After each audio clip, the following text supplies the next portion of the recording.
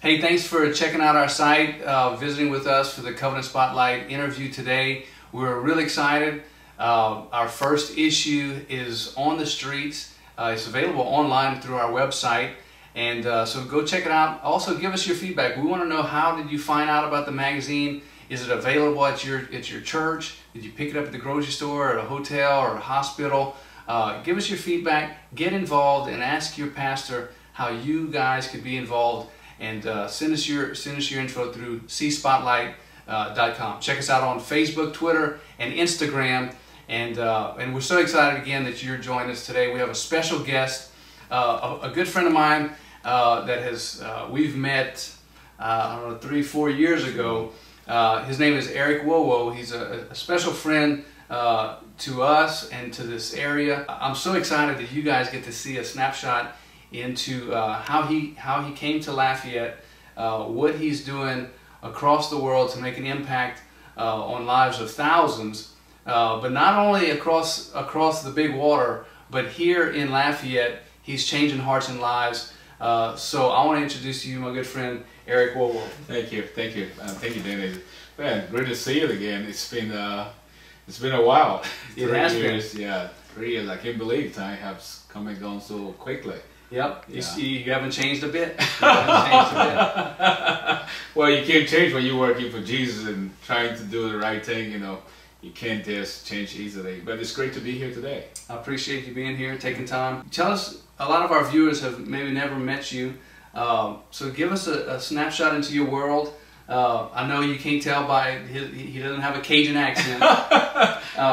So tell us a little bit about, how did you come to Lafayette? Well, my name is Eric Wowoh, from Liberia, West Africa. Moved out here, not move, I didn't move here. The U.S. government brought me here with the help of the Catholic Church, Catholic Diocese of Lafayette, Migration and Refugee Services. In 2006, August 29th, I was brought over here. But talking about Liberia, my home country, is a small country that has about 4 million people right now, a little bit above 4 million people, that was founded by free American slaves in the 1800s. The Constitution was written here in the U.S. at Harvard, and it was modeled after the U.S. Constitution. And the U.S. Congress bought this country called Liberia for $100,000 back in the days, to be used primarily to settle free American slaves. So the slaves were brought back home. The flag of Liberia is a prototype of that of the U.S. flag. Everything there is pretty much modeled after the U.S. culture. So there was a civil war in 1989, fast forward when I was just about 12 years old. And that war started. It was a war. People were angry and bitter because they couldn't get the basic things of life, such as education for their children, a job, food to eat, you know, no electricity, no running water. So that led to a brutal civil war. This was a civil war among the people themselves. So when that war started, I had no idea what was going on. I did not declare the war. I had no clue what was happening in the country. But before I knew what was happening, I was captured, tortured, beaten, and left to die, you know, literally, because they wanted me to become a child soldier. If you have watched a movie called Blood Diamond, you understand exactly what I'm talking about, because that movie was made both in Liberia and Sierra Leone, the neighboring country to Liberia. So I left Liberia, fast forward the story, at the age of 12, crossed the border into Ivory Coast, which is a neighboring country to Liberia again. It's a French-speaking country. And then there my refugee journey started.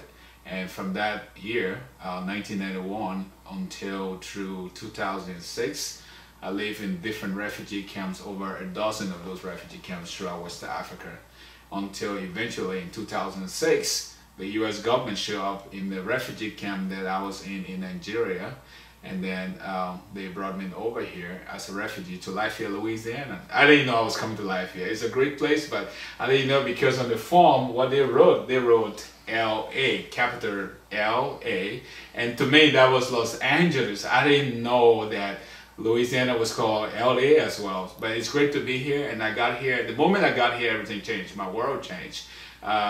the whole world changed literally in 24 hours. I got here, it was like going on an adventure in a foreign planet all by yourself with no backup plan. That's how it was. And I got here, I didn't know what to think of this new environment. I didn't have a phone, I didn't have an address, I didn't have a Twitter account, a Facebook account, I didn't have nothing. No address, not knowing anybody, not knowing what I was going, totally by faith, just following the flow, whatever God wanted to lead me, because it was hard to, I couldn't process it. Just don't know where you're going. And the people that I came to here, the Catholic diocese and my host community here, I've never seen any of these people before. So it was hard to just have a realistic expectation, except for the fact that I just had to live my life by faith. So I got here, I was overwhelmed by the environment, the people, how comfortable the whole country is. I mean, it's just unbelievable. I say it's insane. When you come to America, the way Americans live, and they live the highest level of life in the whole world. You know, the cost of living is so high, and I mean, it's just so much. First time I started hearing things like, you know, animal protection, things like, you know, adoption program for cats and dogs, things like feeding the birds, you know, and there were over 52 food channels on the television, and it was just a whole lot. Electricity, and the way the people live, it just blew me away, because my world was totally different. And I got here and started hearing about things like the American dream, what that dream meant, and then interpreting that dream. The dream could not fit properly into the dream I felt that God has given me for Liberia, for Africa, for people who live in under-resourced countries. They're not the same. People in under-resourced countries just want to have the baseline of everything. Baseline water, baseline electricity, baseline food, baseline everything. And here is the other side of it, not baseline, it's more than baseline. So I had this passion and vision in my heart that there's a reason why God chose me out of all of the people in that refugee camp, in all of the refugee camps that I live in, and brought me over here. And what is the reason for that? So for nights and weeks I couldn't sleep because it was hard to process. What am I going to do now that I'm here? Then what next? I know. What am I going to do about the situation that almost killed me and brought me over here? So decided to start shipping used computers back home to Liberia. And that year I started gathering computers from my neighbors from UPA, University Place Apartments here in Lafayette. And by the end of that year, 2007, I had an 18-wheeler, 40-foot feet, ready to go to Liberia with over 300 computers, 30,000 books, used clothing and shoes were shipped over. And for the first time, I was able to go back to Liberia in about 20 years and reconnected with some of my friends and my mom, and we started this ministry over there. And today, fast forward the story, we have built 2 functional schools in Liberia that has over 3,500 kids. We started back then when I met you, it was just 700 children. Right. And now that number has increased sharply in the last 2 years to 3,500 kids. We are in 7 counties out of 15 counties of the whole nation with this program, and we are currently working on a university, building a university project in Liberia to provide higher education education for the people, the children of Liberia. At the same time, we are talking about sustainability, local sustainability, for these people to be able to feed themselves and do things for themselves. But then in the process of doing all of that, I've been talking to God lately about what it is that I should do. What is the best way to run this kind of ministry? I'm caught up between the 2 worlds. I'm in Liberia and I'm here in the States, and I'm the only African Cajun in town. So this is not just about asking Americans for checks, you know, give me your old computers, give me your checkbooks, you know, will you take care of a poor child in Africa? And that's the way it has appeared to be to a lot of Americans, that this is just about, you know, writing a check to take care of some hungry children in Africa. But I want to be very clear tonight that that's not what it's about. It's more than just that. It's more than you writing a check. It's more than you just giving me an old computer, a piece of clothes that you don't have use for, and trying to help somebody out makes you maybe feel good about it. That's not what this is about. There's something more than just that. And what I have discovered lately in doing this work, I've been doing it now for 13 years, and is that there's a serious gap between our minds and our heart. You know, there's a serious problem there. In the US, the reason why Americans are so rich, so prosper materially, is because they have a good mind. You know, the scriptures talk about, I said, man thinketh, so is he. So it is your mind that determines, you know, your level of prosperity in terms of, you know, financial success, you know, business success. And the Americans have that. They have that gift. They know how to think. Technology, they know it. Science, they know it. Businesses, they know what to do. So the mind is working right. And because the mind is working right, they can make a lot of money. They can do a lot that the rest of the world cannot do, because the rest of the world don't have the kind of minds that the American people have to make worth. So because of that, everything is fine in the States. But then there's something else that is left behind, that's forgotten about, and that is the heart. You know, and that is why it's been a little bit frustrating for me since I moved here, because most Americans you talk to, they talk to you with their mind. A lot of Americans which communicate with their mind, not with their heart, with their mind. And they need to have the details, you need to have the structure, you need to tell them the end result from the beginning. And you need to tell them when they're going to get in and how they're going to get out and how you're going to fix it. So everything is about the mind. So the issue of faith doesn't really exist. It's a struggle. It's a serious struggle in America to get people to live life by faith. Faith doesn't make sense. It makes you look like a crazy guy. You know, you don't know what you're talking about.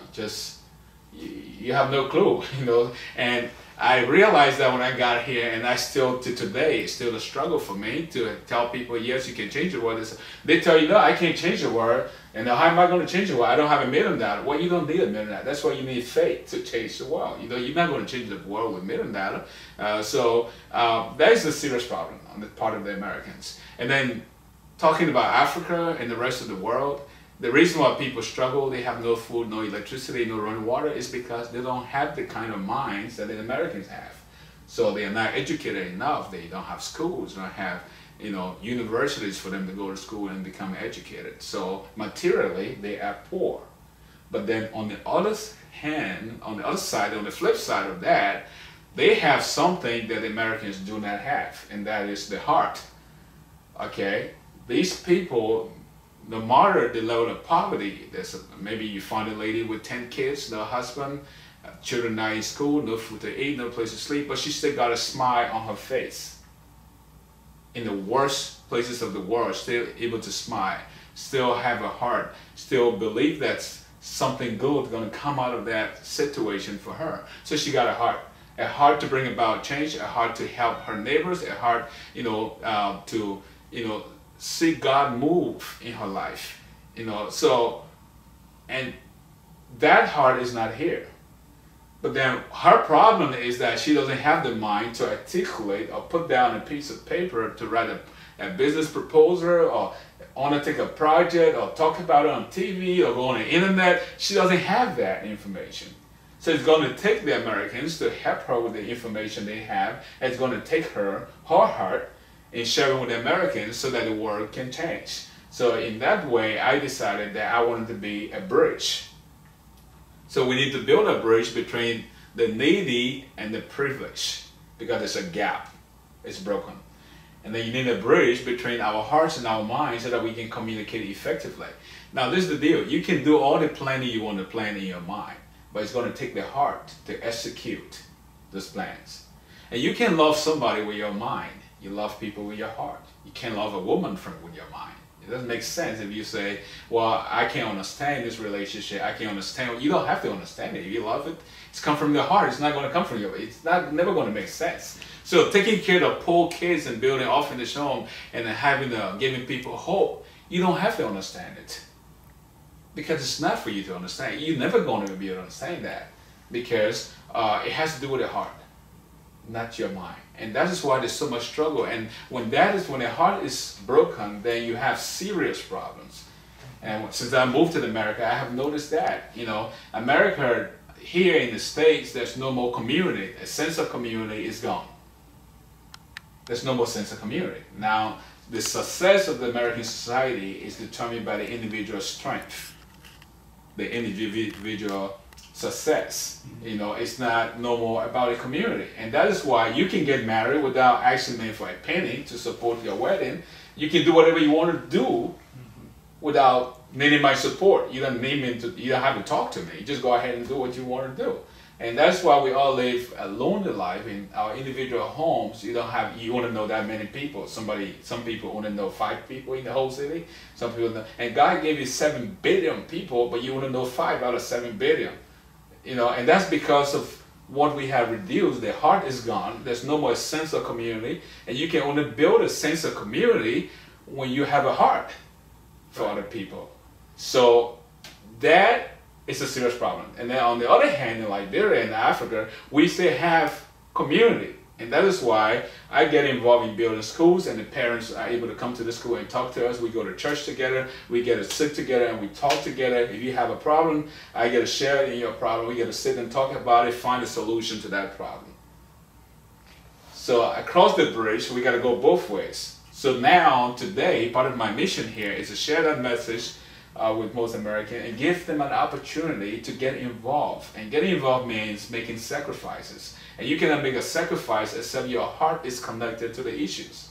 You might have somebody listen and they say, especially in South Louisiana, where, as you say, I think you've even admitted, we have a very close-knit culture, community down here.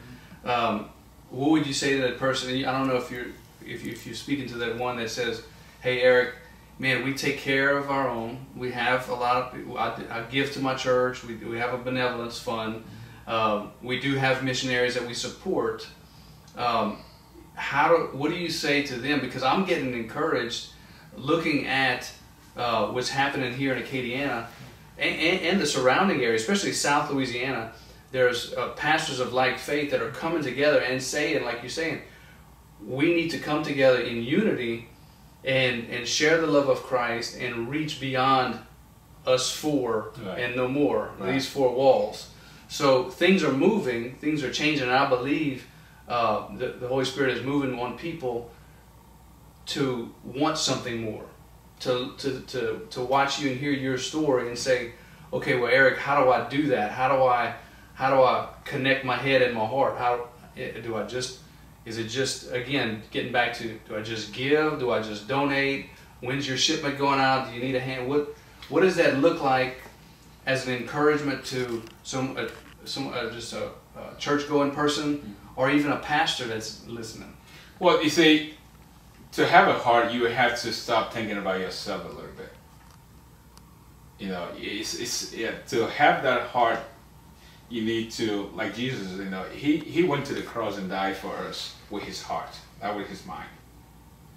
You know, and he did it not because so that we can be comfortable and have everything we have, we want to have, and live the life we want to live. That was not the purpose. You know, you and I were saved for a reason, to do good works for his kingdom. And to do that, you have to let go of yourself. And it means you have to become selfless at some point. You have to be able to sit down and say, this is not about me. This is really about something out there that's bigger than myself. We have the current generation, we are losing the current generation.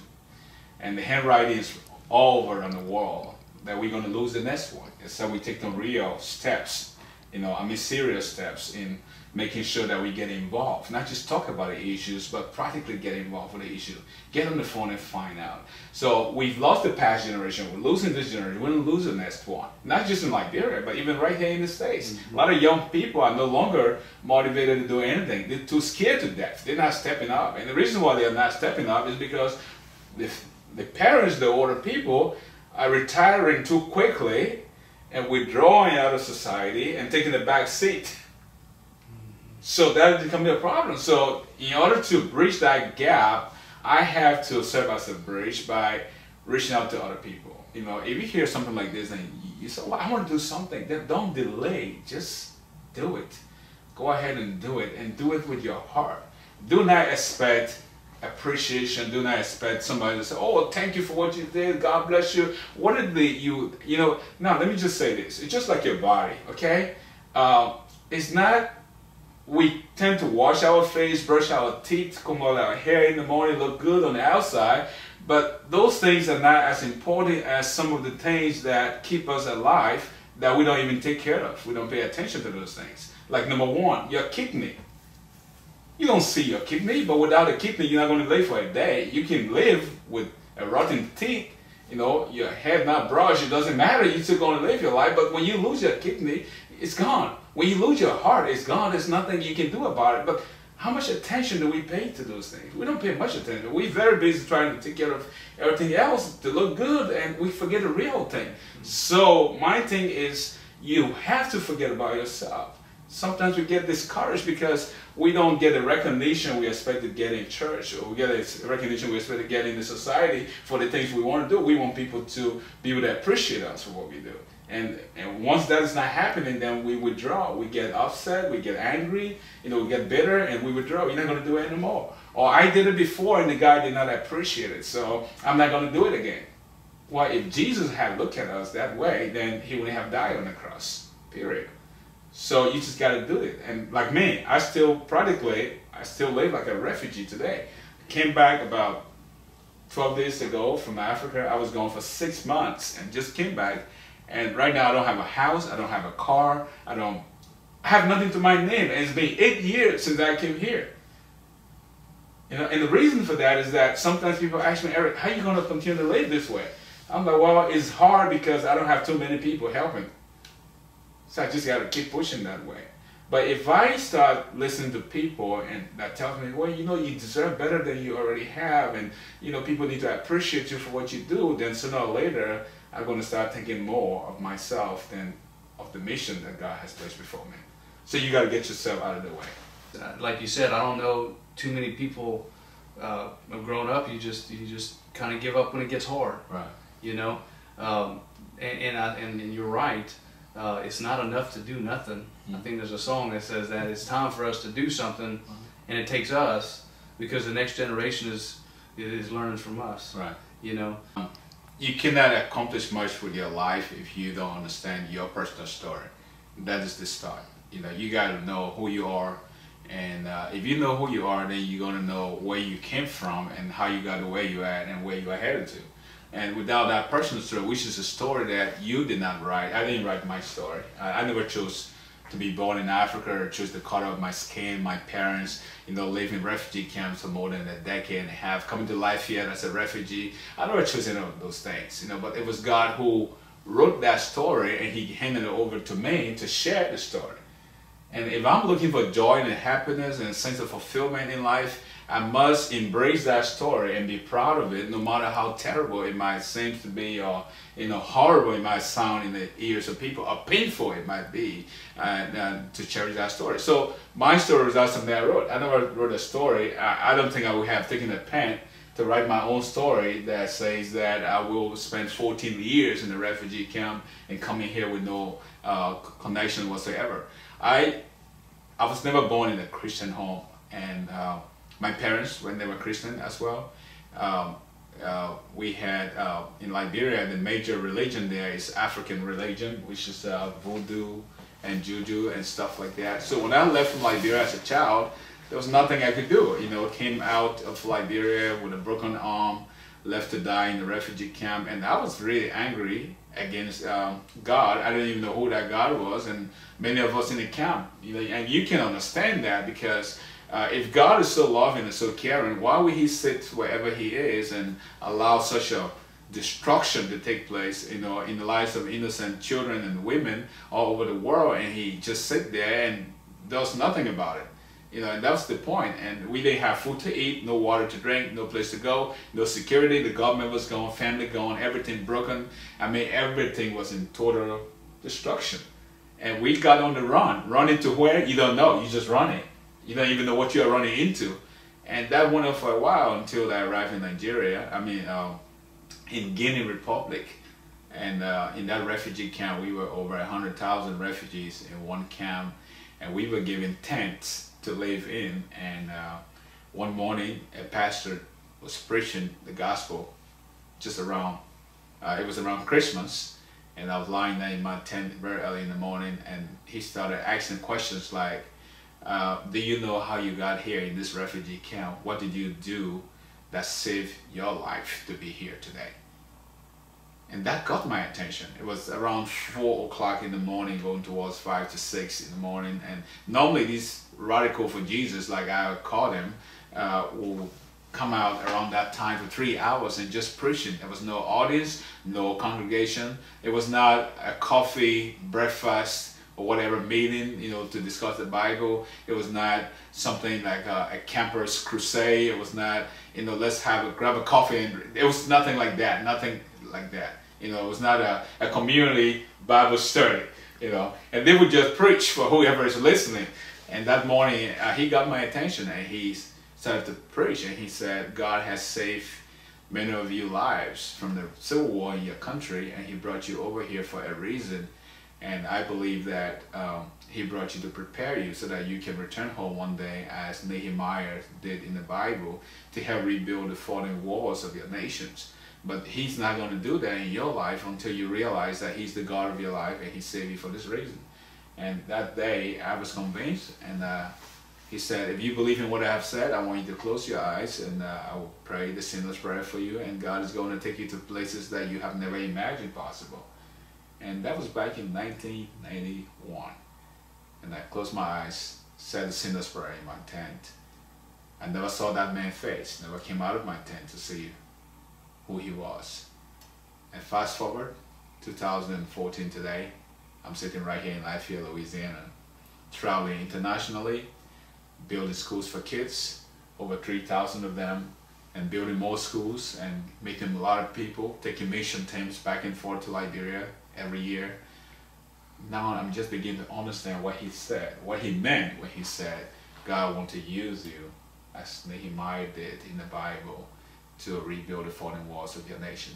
And today, that story have helped to strengthen my faith. Nothing scares me, really, because I have seen the very worst and I've seen the very best. Okay, America is the very best. In the whole world, this is the very best. And I've seen it. I know how it looks like. I know what they do there. And I've seen the very worst, being a refugee growing up in the refugee camps with no parents, no government, nothing, total chaos. And now I'm able to draw the conclusion of the matter. You know, I've seen this and I've seen the other side. So it helps me to know where to stand in the gap and how to tailor my life in the right decision. So I love the American dream and the culture, but then I cannot go too close all the way to the end. It's not everything I need to take out of that dream. It's to take what is godly, what is right, and bring that to the center, and take from my side of the culture and life and bring whatever God is pleased with to the center, and see what I can do to live a life of legacy. I believe that everyone that God ever blessed, all of us, there's a responsibility that comes without being alive. Just life is a gift. It's not, I mean, it was in America that I came and I started hearing people saying that this is my right, this is my right, it's my right to do this, it's my right to do that. And the way I look at it, it's not your right, it's a privilege given to you, you know, to do that. There are 7 billion or more people in the world. While out of 7 billion people, only 330 million or 340 million Americans that God would select to lead the rest of the world. Why? Why were you even born here in America in the first place? I don't know whether people chose that. I never chose, you know, to be born in Liberia. So I think that comes with a huge responsibility by just being born here, you know, in this place. And the purpose of our salvation is not to die and go to heaven. It's really to fulfill the Great Commission, is to do what God has called us to do, you know, changing the world. He said, have dominion of the earth. You determine what happens, subdue the earth and determine what happened. But then the problem is that we don't want to subdue the earth anymore. We want to subdue the people of the earth. That's what we want to do.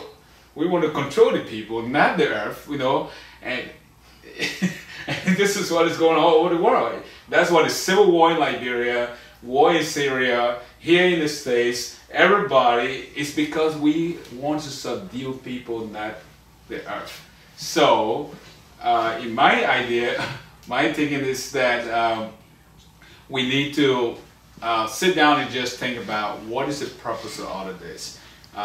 We You may not get to know the result or see the end result of what you are doing.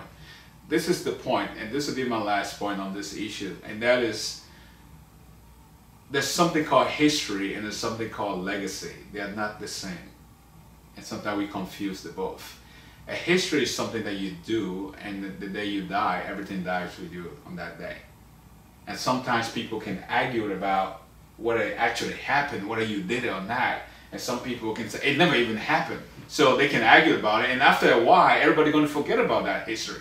Just like today, most of us has forgotten our history. We don't know how we came here, we don't know how we got here, we don't even know that just less than 50 years ago, Americans were hanging their clothes outside in the sun, just like what we do in Africa. Now there's washing machine, dryers, and everybody just forgot how it was like back in the days. You know, so that is history, we've forgotten that. But a legacy is something that will live on 50, 60, 70, 100 years after you are dead and gone. And that legacy is never about you as an individual. And that's what makes it very difficult for people to pursue the path of legacy, because it's never about you. It's always about the next generation that's coming right after you. And if you want it to be about you, it's about the car you drive, the home you live in, then of course there's not going to be a legacy. That's history. And when we die, our generation is out. That's the end of it. That's the end of it. And then there's a new generation that comes to take over. And that history, that chapter of history is closed and put on side.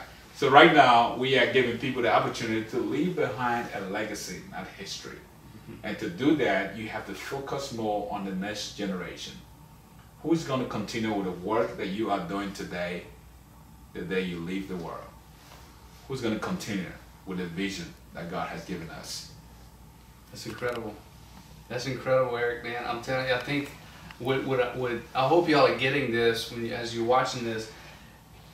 What happens when you have an encounter with our Lord, a revelation of who Jesus is, He's gonna, because like you said, He has it all under control. He created you. He knew you before you were formed in the womb. Wow. He has a plan to prosper you for good and not harm. Mm-hmm. So this is what happens when I think of you. This is what happens when you have an encounter with a revelation of who Jesus is in your life. He gives you a purpose. You become available to do the work. Right. You're selfless about it, and then you're focused, and nothing's going to waver you from reaching that goal. Man, I appreciate you, man, for taking time to visit with us. My pleasure, man. How do we connect? Because there's people on our websites that are checking this out. What is your website? How do we get involved with you? My website is www.canintl.org. That is Change Agent Network International, but the international is abbreviated. It's intl.org. And my email is Eric Wowoh, E-R-I-C, and the last name is Wowoh, W-O-W-O-H at canintl.org. Right now, I'm in the States to kind of fundraise to keep the schools that we've built in Liberia running. All the projects are there running. It costs me about $7,000 a month to just keep these schools running. And this is a whole community, it's a whole nation, literally. You know, you can think about that. To keep these teachers teaching the next generation. Wait, so that's $7,000 a month for teachers and how many students? 3,500 students. Okay. You know, so to keep them in the school, that, like I said before, that's the next generation, and that's the next one the focus is on, and that is going to require some serious investment and time and sacrifices. So you have an opportunity today to get involved. If you go to our website and click on how can you help page, and right underneath there we have our teachers sponsorship page, and we have a sponsor a child page where you can help with $20 a month. We will be able to help more children in Liberia, and then you can explore other programs that we have in Liberia. Or I want to encourage you, if you want to pay a visit to Liberia, sometimes your comfort zone is the destroyer of your destiny, because you become comfortable. You think you know everything, you know where everything is, you know where Walmart is, you know where Albertson is, you know, and you know where the remote control is. So it's hard for you to really see God in that zone. So sometimes you want to take a leap of faith to go to places where it's going to take you real faith in God to get to go. So this is an opportunity for you to become a part of our Travel to Impact Liberia program. We have a trip coming up this year in December. A couple of guys from Liberia and ladies will be coming over to Liberia just to see what's going on over there. And who knows, God could talk to you in the process, maybe on the flight to Liberia, on your way back, or there could be a whole ministry waiting for you out there that He wants to birth through you. So a lot to do, and my phone number is 337-781-4208. 337-781-4208. I'm in the U.S. for the next 8 weeks, and I have to get back to work. You know, this is my job, but I have the real work to do. Well, it's been a treat. Thanks for visiting, taking time out of your schedule. I know you're busy and you're only here for a little while before you head back. So thanks for tuning in. Get involved, stay connected. Go to our website, cspotlight.com, and we'll see you soon.